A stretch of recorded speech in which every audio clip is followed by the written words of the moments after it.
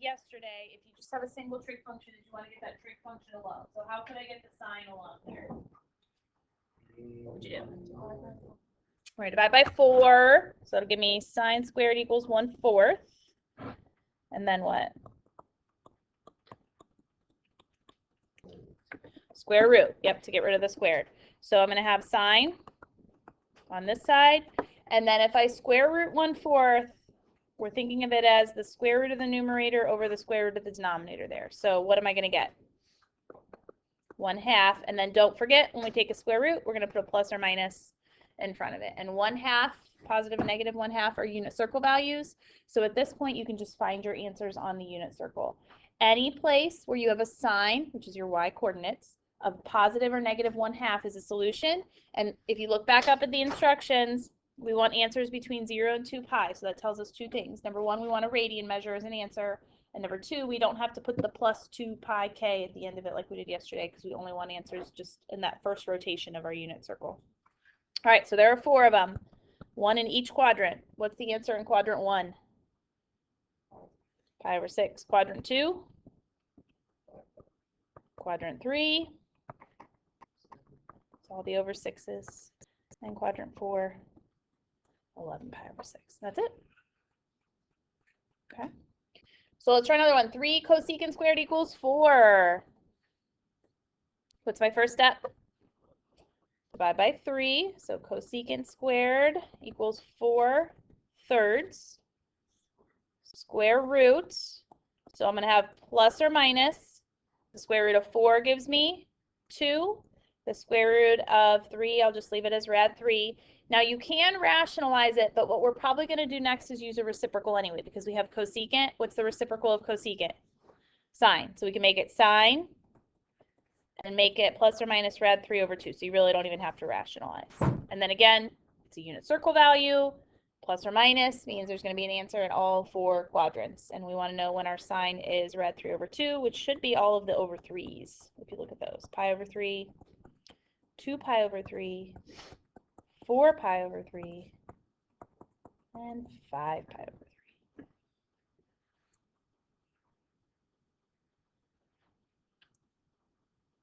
Okay. Any questions on either of those? No, nada? Okay. Moving on. All right. So let's talk about if you have more than one trig function, what you do. These 2 problems, you have what we call a quadratic form that's already been factored. You can see you've got 2 factors that are set equal to 0 already for you. We'll talk about a little bit later what happens if it doesn't look like this to start. But for right now, it's already factored equal to 0. So if you guys think about when we solved quadratics forever ago, you factor it, and then you set each factor equal to 0 to solve. So we're doing the same thing with trig functions. We're going to set sine x minus 1 equal to 0. We're going to set rad 3 tangent x plus 1 equal to 0. And then you're going to solve each piece individually. Again, here we're still looking for answers between 0 and 2 pi. So that tells me we want radian answers. Okay. So sine, if I get it alone, it's going to be equal to 1. Tangent, if I get it alone, I would have to subtract 1 and divide by rad 3. So you can leave it like this, or you can rationalize it. I don't think it actually makes it easier if you rationalize it to find your answers. And then you locate those numbers from your unit circle. So where does sine equal 1 on your unit circle? Pi over 2, and that's the only place that happens. So that's my first answer. Where is tangent negative at? Quadrant 2 and 4, okay? And we're trying to figure out tangent is a y divided by an x, right? So we're trying to figure out where my y would be a half and my x would be rad 3 over 2. And then, of course, one of them's negative. That's the situation that's going to make this happen. So, all right, so where in quadrant 2 does that happen? 5 pi over 6. And then where in quadrant 4 does that happen? 11 pi over 6. And those are answers. Okay? All right, you guys try the bottom one real quick. Give you a minute.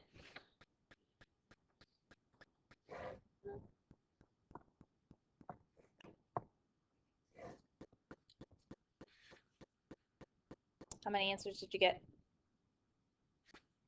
4? 2 for each piece? Pi over 6, 5 pi over 6, 3 pi over 4, 7 pi over 4.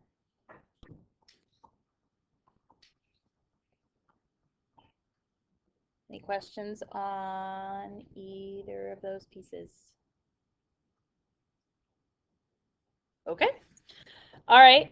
So let's talk about, if it's not factored already, 2 cosine squared minus cosine minus 1. Do you guys see that this looks like a quadratic? Something that's squared, something that's not squared, and then a constant. And it's all in order for us already. The squared term first, the linear term second, constant last. It's equal to 0, so it kind of meets that form that we want it to anyway when we go to factor something. You can think of this as an easier problem if you want to. You can put like a y there if you want, and factor that first if you need to, if it's hard to look at with the cosines.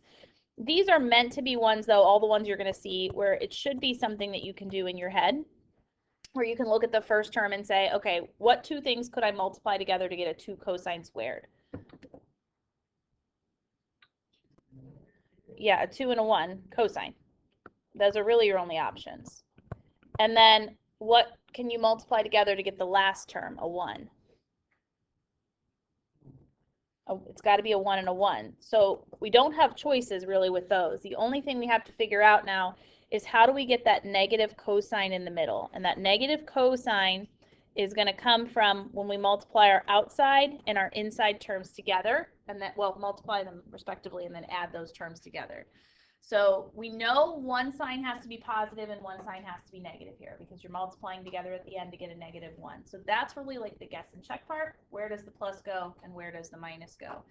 If I put, let's see, I put a plus here and a minus here, then my outside terms would be a negative 2 and my inside terms would be a positive 1.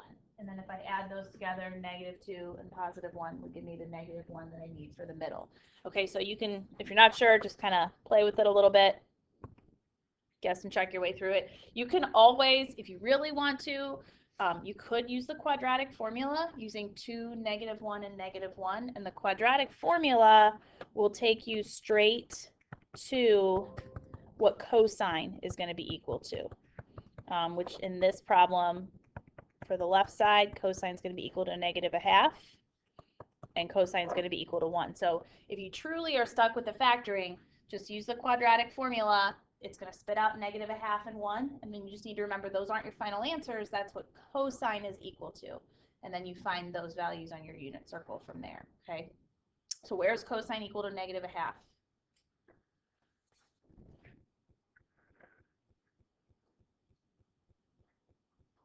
Two places. 2 pi over 3. And then one more. 4 pi over 3. And then where is cosine equal to 1?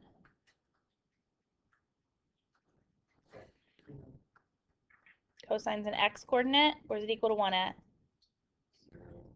0. And you could also say 2 pi. Now, the instructions on this one actually say find all solutions. So to each of these, I'm just going to say plus 2 pi k. So if you also listed 2 pi, it's kind of included already when we say plus 2 pi k there. Now, the other instructions that we've seen look like this. There's a bracket at 0 and a parentheses at 2 pi. That tells you which one to choose because those are in the same place on the unit circle. It tells you if you have an answer at 0 and 2 pi, use 0, not 2 pi. Remember, a bracket meant equal to and a parentheses meant not equal to. So the instructions are kind of telling you which ones to choose if you have to pick one or the other. Okay. All right, so let's try the next one. 2 sine squared minus 5 sine plus 2. So let's see if we can factor it. Or again, you could use the quadratic formula to figure out what sine is equal to. What can I multiply together to get a 2 sine squared? 2 sine and sine. What can I multiply together to get a positive 2? It's got to be a 2 and a 1, but my middle term is negative, so what does that tell you? If one's positive and one's negative, then they would have a negative at the end. They're both going to be negative here. Yeah. because a negative times a negative will give you a positive. So really the only guess and check piece here is where does the 2 go and where does the 1 go? And then you could FOIL it out to figure out which one's going to give you a -5 in the middle. That's going to happen when you have a 2 in the back and a 1 in the front, like this. My outside terms would be a -4 sign, and my inside terms would be a -1 sign. So when I put those together, that gives me the -5 sign. So then here I've got, if I set it equal to 0, I'm going to get sine equals 1/2 from this one. If I set this guy equal to 0, I'm going to get sine equals 2. So where does sine equal 1/2 at on your unit circle?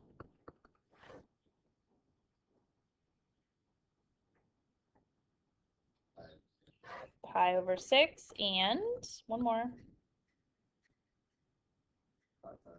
5 pi over 6. And because it says find all solutions to each of those, I'm going to say plus 2 pi k, the period, times k, where k is an integer. Where does sine equal 2 at? Does that ever happen? What's the highest sine can get to?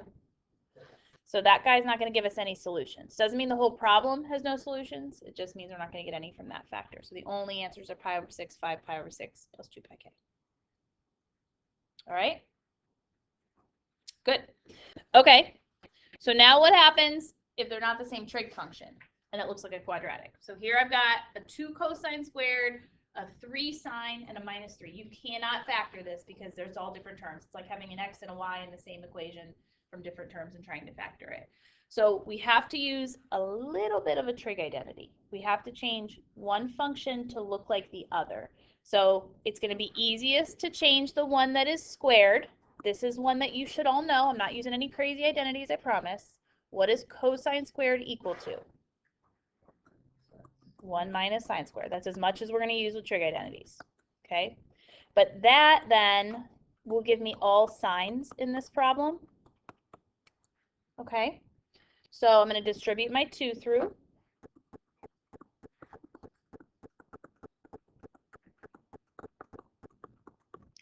And then I'm going to combine like terms. So I'm going to have a -2 sine squared, +3 sine, and then I have a +2 and a -3, so -1. The other thing I would do, you can see it kind of looks like the previous problems now because it's all sines. I think it's easier to factor if my leading coefficient is a positive number. I don't like that negative in front of the 2. So I'm just going to divide everything by -1. Optional step, but I think it makes the factoring easier. So if I divide everything by -1, it just switches all my signs. 2 sine squared -3 sine plus 1. Okay, so see if you can finish it now with your partner. So see if you can factor it and find your solutions.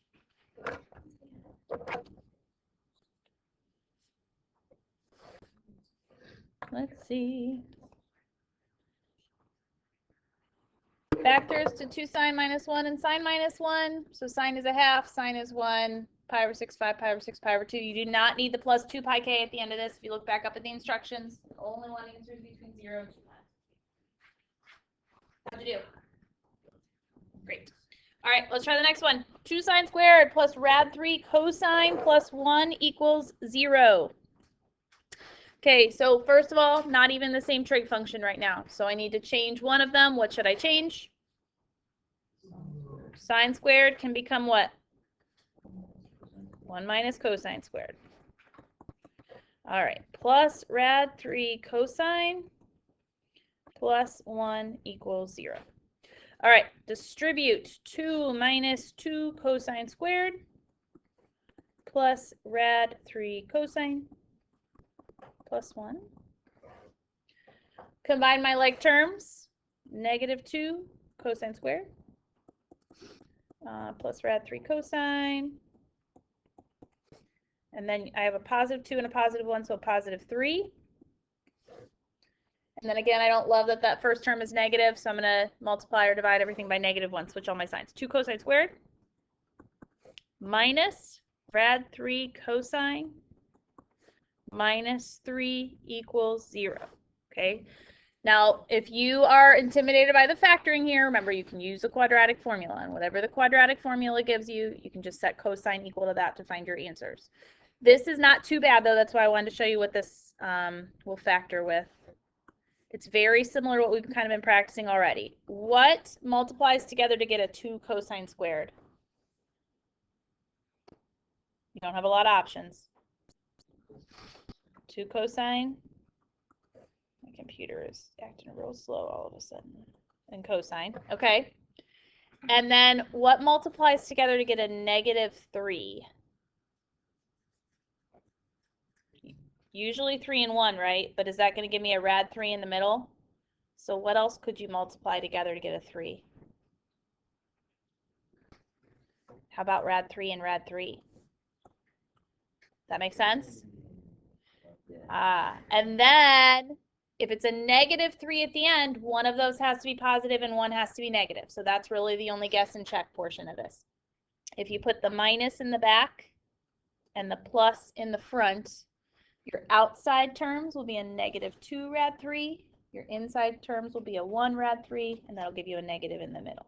Okay. So now if I set them equal to 0, I will get cosine equal to negative rad 3 over 2. Oh, my computer's being really jumpy. That's really bad.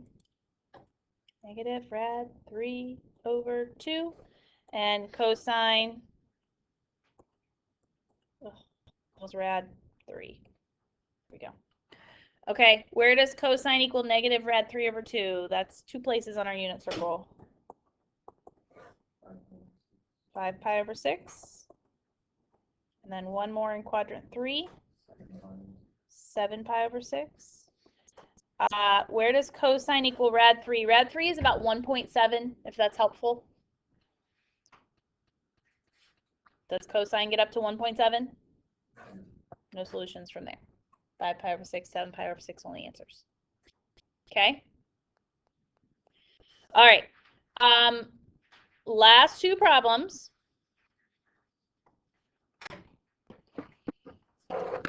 Look like the following. Start with this one. Rad 3 cosine equals sine plus 1. Okay, so not only are they different trig functions, so I can't just get a trig function alone here, but nothing's squared to be able to replace one with the other with a Pythagorean identity. And the fact that nothing is squared tells you what your first step is. You are going to square both sides. We don't do that when we're proving identities, but we're not proving anything right now. We have an equation. We know it's true already, so we're allowed to do this, okay? And I think I'm just going to do, I don't know if this is going to work for me or not. I might just do it on the front board. We'll see if it works for me. All right. If not, I'll stop and do it up there. All right, I'm going to square both sides. On the left side, it's not added or subtracted, so you can just distribute the squared in. So rad 3, if I square it, I get 3. Cosine, if I square it, gives me cosine squared. On the right, you do have addition there, so you have to FOIL it out. So we're going to get sine squared for my first terms. Outside and inside will both be sine, so it's going to be 2 sine. And my last terms are going to be 1. So now this is looking more like the previous problems that we just did, right? I can replace one to make it look like the other. The guy that stands out that doesn't fit in is the cosine squared. So replace cosine squared with what? 1 minus sine squared equals sine squared plus 2 sine plus 1. All right, simplify, get it equal to 0. So I'll distribute my 3 in. 3 minus 3 sine squared equals sine squared plus 2 sine plus 1. And then I want to get it all on one side. If I move it all to the right, then I'll have a positive in front of my sine squared. So I'm going to choose to do that. So 0 equals, if I add 3 sine squared, I get 4 sine squared. Then I have plus 2 sine. And then if I subtract 3, 1 minus 3 will give me a minus 2. And then you can simplify a little bit more. All of those terms are divisible by 2. So you can just divide the whole equation by 2. 0 divided by 2 is still just 0. 2 sine squared plus sine minus 1. And then we factor it. What goes in the front of each of these parentheses? 2 sine x and sine x. Okay, what's going to multiply to -1 in the back? It's got to be 1 and 1, and really the only guess and check is which one's positive, which one's negative. You want the minus to be in the first parentheses and the plus to be in the second parentheses for this one. My outside terms would be 2, my inside terms would be -1. Add them together, I'd get a +1. So I get sine x equals 1/2, and sine x equals -1. Where are the two places where sine equals 1/2 on your unit circle?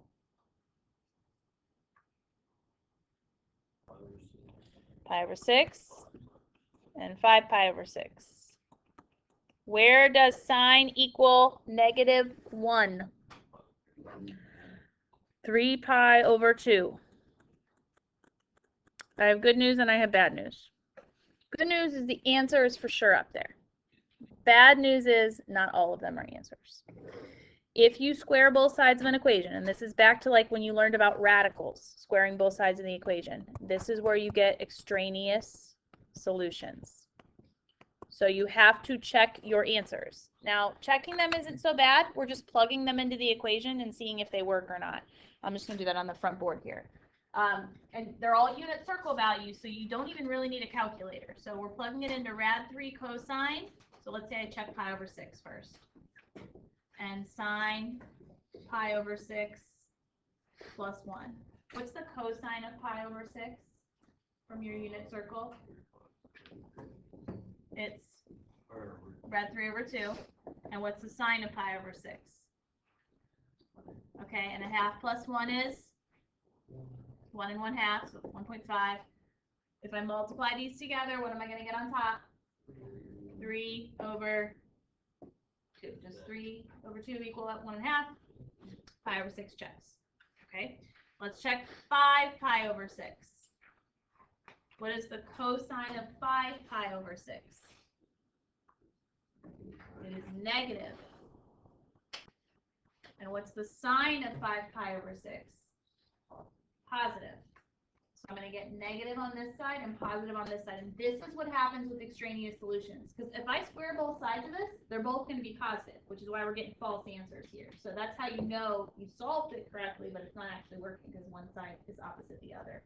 So 5 pi over 6 is an extraneous answer. And then 3 pi over 2, what's the cosine of 3 pi over 2? Cosine of 3 pi over 2 is 0 times rad 3 is just going to be 0 on that side. What's the sine of 3 pi over 2? -1 plus 1 will also give me 0, so that one checks. Okay, only if you square both sides do you have to do this. I mean, is it bad to check your answers for the other problems? No, you can absolutely check them the same way you just did, but you have to when you square both sides. Okay. All right, this last one we won't go through all the steps. I just want to practice kind of getting it at least to that quadratic form. So again, we've got two different trig functions, so I can't get one alone. Nothing squared, so you have to square both sides. Okay, so I square both sides. On the right, I can just distribute my squared in because the rad 3 and the cosecant are multiplied. So that's just going to give me a 3 cosecant squared. On the left, we have to FOIL. So we're going to multiply the first term by itself. If I multiply rad 3 cotangent by itself, what do I get?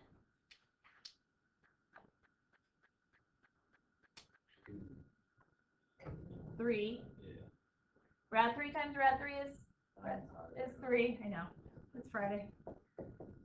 And then I'll get a cotangent squared. Your outside and your inside are both going to be the same thing. They're going to be a rad 3 cotangent. So if I put those together, it's 2 rad 3 cotangent. And then my last terms will be a +1. Which guy doesn't fit with all the other ones? Cosecant squared. So do you remember what cosecant squared is equal to? Pythagorean identity?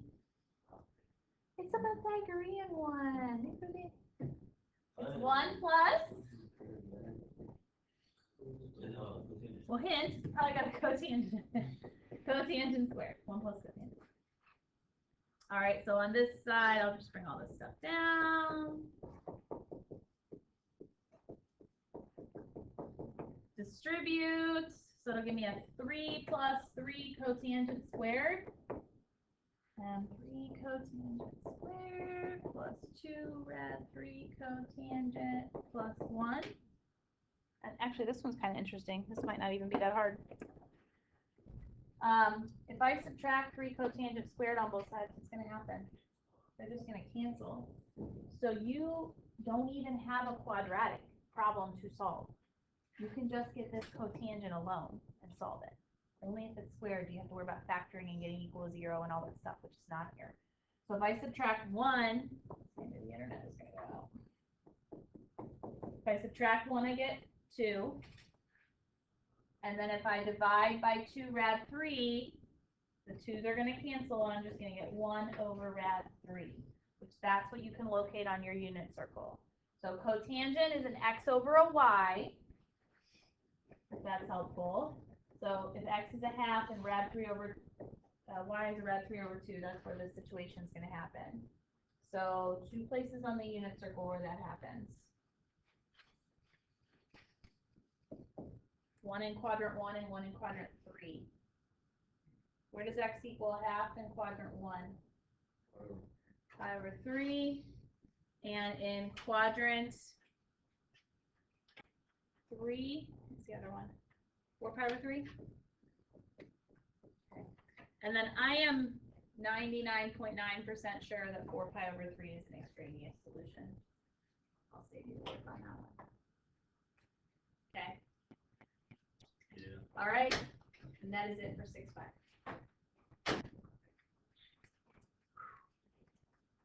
All right, so 6-5 Math Excel is due Monday night. So on Monday, Tuesday, we'll practice a little bit more solving equations in the last section, 6-6. And then end of next week, Friday, is going to be the first part of your last test. It's coming up already. So we got law of sines, law of cosine stuff, solving equations. That's your last test topics. And I did post the review already. If you do ever want to start looking at things early, it's up there. Okay. Cell phone lotto. 17 is my winner today. Somebody's in there. James.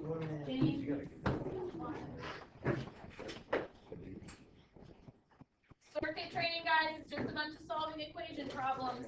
It's due on Tuesday if you want to try it. Get an extra ticket for your upcoming test. There you go.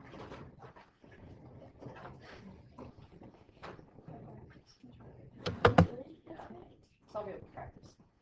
We're not the only day walkers.